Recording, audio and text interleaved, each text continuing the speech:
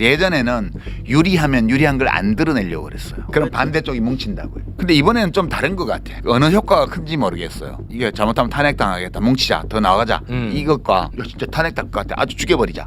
이렇게 하는 쪽과 어느 쪽이 더 셀지 몰라요. 그럼 야권이 바라는 목표 수치가 200석 아닐까요? 일단 지지층 결집의 효과를 노리는 거죠. 이러다가는 개헌 저지선까지 넘어갈 수 있다. 투표해달라. 조국 신당이 무슨 지지율이 거의 국민의힘의 위성정당과 비슷하게 그 자체가 무엇을 의미하는지를 어떤 의미가 있을까요? 국민의 대표에 대한 지지? 분노의 표출이라고 난 봐요. 그러면 경남 총의석 16 중에는 민주당 목표 의석은 어떻습니까? 저희들은 뭐 8, 9석을 목표로 하는데 그래도 한 5, 6석은 해야 되지 않을까. 승기는 잡은 게 아닌가 싶은데 2년 동안 하도 국민들이 시달리고 안 볼 걸 보고 뭐 그래가지고 제가 보는 우리 시민들은 투표 날만을 손꼽아 기다리고 있는 것 같아요. 어떤 점이세요? 이대로 두었다가는 나라가 망할 지경이다 하는 걱정들을 많이 하고 계시기 때문에 투표율이 높을수록 100석 이하의 개별적 심판이 정권에 내려질 가능성은 커질 것입니다. 안녕하세요. 논설의 손원재입니다. 정권 심판론 열기가 심상치 않습니다. 통상적 바람 수준을 넘어 초대형 태풍이 돼 총선판을 휩쓰는 게 아니냐 관측이 나옵니다.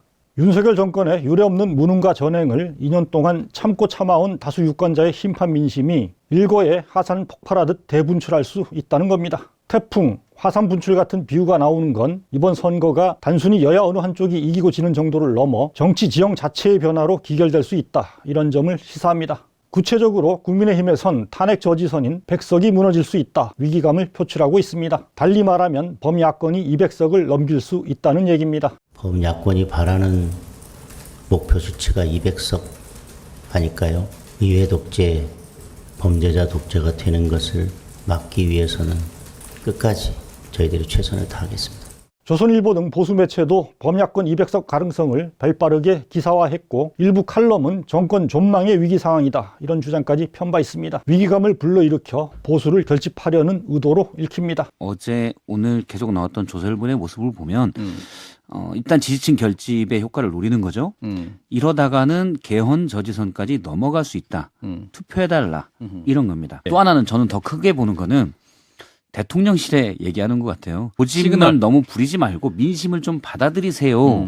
라는 말을 조선일보 또 여당 내에서 하는 거라고 봐요. 200석은 이른바 절대 의석으로도 불립니다. 탄핵 소추를 할 수 있고 개헌안을 통과시킬 수 있습니다. 대통령 거부권도 무력해집니다. 제2결을 통해 얼마든지 법안을 확정할 수 있습니다. 윤 대통령의 거부권 행사로 무산된 김건희 특검법, 이태원 참사특별법이 마침내 입법될 수 있다는 얘기입니다. 야권에선 두 갈래 반응이 나옵니다. 당 지도부는 오만 프레임과 역풍을 우려하며 200석 전망에 제동을 걸고 있습니다. 우리 국민들이 절대로 정치를 바라보거나 결정을 하실 때 그렇게 하지 않아요. 절대로 저희들이 그렇게 교만한 소리를 하면 정말 큰일 납니다. 한편으로는 심판민심 결집 차원에서 200석을 달라고 호소할 수는 있다. 이런 견해도 있습니다. 이 정권의 실정을 막고 또 이거를 국회에서 입법한 여러 가지 민생 개혁 입법들이 대통령에 의해서 거부권이 행사되고 국회로 다시 넘어와서 재의결되지 못하고 부결되는 상황을 보면서 야권의 입장에서는 그런 의석수도 달라고 호소하는 것이 당연하지 않느냐. 이번 21대 총선에선 여느 선거와 달리 200석을 내세운다고 해서 꼭 역풍과 보수 결집으로 이어진다고 단정할 수는 없다. 이런 시각도 있습니다. 예전에는 유리하면 유리한 걸 안 드러내려고 그랬어요. 그럼 반대쪽이 뭉친다고요. 근데 이번에는 좀 다른 것 같아. 어느 효과가 큰지 모르겠어요. 이게 잘못하면 탄핵당하겠다. 뭉치자. 더 나가자. 이것과 이거 진짜 탄핵당할 것 같아. 아주 죽여버리자.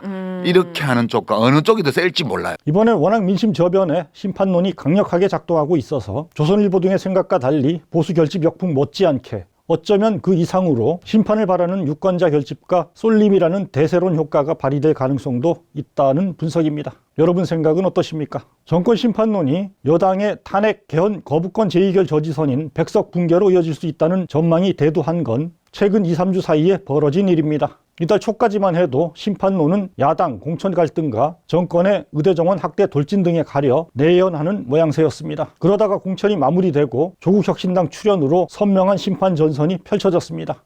조국 신당이 무슨 참 지지율이 거의 국민의힘의 위성정당과 비슷하게 돼가고 맞습니다. 있고 그 자체가 무엇을 의미하는지를 냉정하게 판단할 줄 알아야 돼요. 어떤 의미가 있을까요? 이건 국민의 대표에 대한 지지? 분노의 표출이라고는 봐요. 아하. 솔직히 얘기해서. 예.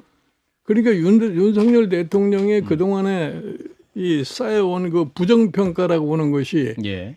그게 바로 이 유권자들이 마음속에 가지고 있던 건데 예. 그런 거를 갖다가 조국이라는 사람이 나와가지고서 계속해서 강력하게 얘기를 끄집어내니까 아하. 그쪽에 쏠리는 수밖에 없는 거라는 얘기예요. 여기에 이종섭 도피급, 황상무 핵칼테러 망언, 875원 대파쇼 같은 대통령실발 자책골 3종 세트가 잇따라 터져나오며 기름을 들이부었습니다. 지역구별 여론조사가 요동치기 시작한 것도 이 즈음입니다. 국민의힘이 승부처로 삼은 이른바 한강, 낙동강, 금강 반도체 4대 벨트에서 모두 여당 후보들이 고전하는 결과가 속속 쏟아져 나옵니다. 지금 여당은 4년 전 총선에서 지역구 84석, 비례 19석으로 100석을 간신히 넘긴 103석을 차지했습니다. 나중에 복당한 보수 무소속 무석을 합쳐도 107석이었습니다. 그런데 지금은 지역구와 비례 모두 그때보다 더 떨어질 수 있다는 경고등이 켜진 상황입니다. 122석이 걸린 수도권에선 4년 전 국민의힘이 승리했던 용산, 분당갑, 용인갑, 평택을, 안성 등의 지역구에서도 민주당 후보와의 가상대결에서 열세 또는 오차 범인의 경합으로 돌아섰다. 이런 조사 결과가 나오고 있습니다. 물론 당시 민주당이 이긴 지역구에서 지금 국민의힘이 우세나 경합 양상을 보이는 것도 동작갑을, 분당을 등이 있습니다. 그러나 그 격차는 갈수록 줄어드는 흐름입니다. 동작을의 경우 3월 4, 5일 조사에선 나경원 국민의힘 후보가 류사명 민주당 후보를 오차범위 밖에서 앞섰지만 3월 16, 17일 조사에선 나 후보와 류 후보 격차가 소수점 아래로 바짝 붙는 결과가 나왔습니다. 정권 심판론에 직격탄을 맞은 결과라는 풀이가 나왔습니다. 서울의 지역구는요, 개별 지역구 이 문제가 아니라 바람이 어느 쪽으로 부느냐에 따라 서울 전체가 하나의 지역구처럼 움직이는 그런 성향이 있는 걸 지금 이 안 좋은 이 정권 심판의 바람에 가장 큰 요인이 된 게 이제 황수석 건하고 저는 그 이종섭 대사 건이라고 보는데. 나 의원이 방송 진행자 질문에 발끈하는 반응을 보이기도 했죠. 나 후보님하고 맨 처음엔 좀 벌어진 여론조사가 많다가 요새는 박빙까지 붙는 여론조사가 상당수 나오고 있습니다. 어떻게 보세요? 이 현상은? 박빙까지 붙는 여론조사는 하나 있었고요. 예. 어제 저녁에 TV조선에서 보도한 여론조사는 다시 10% 차이가 있었습니다. 예. 그래서 뭐 박빙이 많다고 하시는 부분에는 동의하기 예. 어렵다는 말씀을 드리고요. 예. 한동훈 위원장 한계론 어떻게 평가하십니까?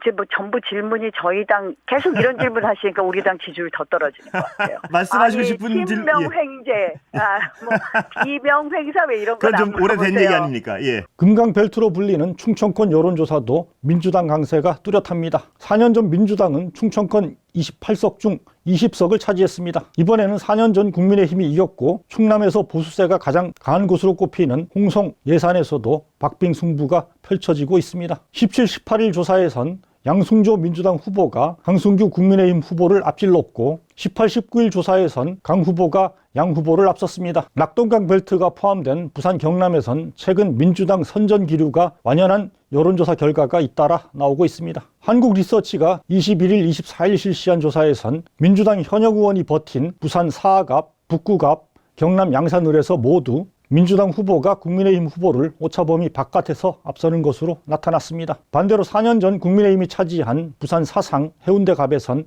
민주당 후보가 오차범위 안에서나마 국민의힘 후보를 앞서는 결과가 나왔습니다. 역시 국민의힘이 승리했던 부산 연제구에선 민주당과 야권 단일화에 성공한 노정현 진보당 후보가 김희정 국민의힘 후보를 오차범위 밖으로 따돌리는 결과가 나오기도 했습니다. 4년 전 민주당은 부산 경남에서 각각 3석씩 얻었습니다. 이번에는 부산에선 5곳을 우세 또는 경합 우세 지역으로 보고 있습니다. 경남에서도 전체 16석 중 절반가량을 차지한다. 이런 목표를 세웠습니다. 그러면 경남 총의석 16 중에는 민주당 목표 의석은 어떻습니까? 저희들은 뭐 9석을 목표로 하는데 그래도 한 5, 6석은 해야 되지 않을까 싶습니다. PK지만 여전히 바닥 민심에는 정권 심판론이 깔려 있다고 보십니까?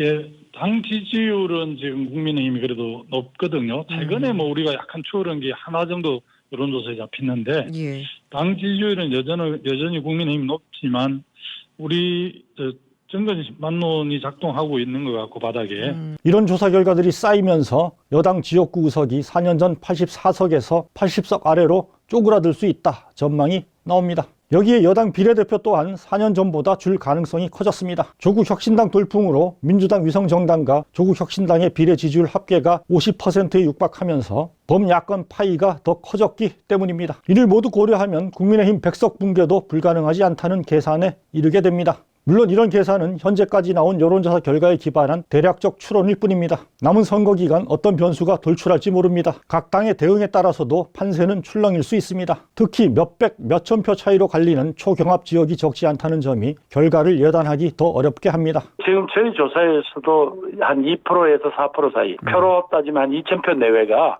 약 한 30개 가량 되거든요. 지금 사실은 각 지역별로는 후보자들 간에 정말 치열한 또 싸움이 오늘부터 벌어질 거거든요. 다만 선거는 기사라고 하죠. 100석, 200석 여부는 다소 불투명합니다만 일단 야권이 정권 심판론에 올라타 승기를 잡은 것만은 분명해 보입니다. 200석 여부엔 말을 조심하는 민주당 지도부도 이 점만은 인정하고 있습니다. 일주일 좀 지나야 전체적인 걸 알 수 있는데 승기는 잡은 게 아닌가 싶은데요. 2년 동안 하도 국민들이 시달리고 안 볼 걸 보고 뭐 그래가지고 아예 평가가 아니고 심판을 하는 선거로 지금 가고 있는 것 같아요.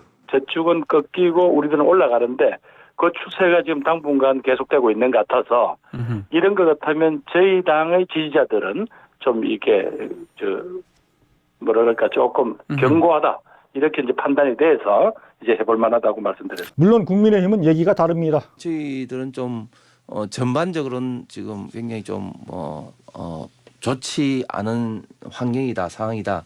단지 그런 안 좋은 것이 이제 지난주에 네. 바닥을 찍었다. 이렇게 지금 판단을 하고 있습니다. 지지층이 자칫 기대를 버리고 투표를 포기하지 않도록 격려하는 차원으로 풀이됩니다. 그러나 2년 동안 참고 견디다 드디어 불붙은 심판 민심을 진정시킬 수 있는 그야말로 특단의 대책을 내놓지 못한다면 맥없는 희망사항의 토로에 그칠 가능성 또한 큽니다. 일단 제가 받은 느낌은 국민의힘은 전체적으로 전략이 아예 없는 것 같습니다. 그러니까 이겨야 한다거나 그런 희망이죠. 이길 수 있다라고 하는 뭐 의지 같은 거는 전략이 아니거든요. 한동훈 국민의힘 비상대책위원장이 충청권과 한강 벨트를 겨냥해 국회 세종시 이전을 발표했지만 도도한 심판 민심에 비하면 코끼리 비스킷일 뿐이다 이런 평가가 나옵니다. 투표율이 마지막 변수가 될 것이라는 지적도 많이 나옵니다만 이 역시 지금 심판 민심의 강도에 비춰보면 승패 자체를 가르는 변수가 될 것으로는 보이지 않습니다. 제가 보는 우리 시민들은 투표 날만을 손꼽아 기다리고 있는 것 같습니다. 어떤 점에서요?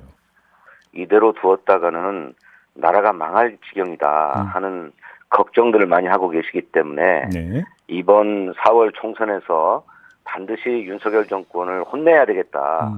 이렇게들 생각하고 계세요. 물론 투표율이 높을수록 100석 이하의 개멸적 심판이 정권에 내려질 가능성은 커질 것입니다. 그런 점에서 투표율은 매우 중요합니다.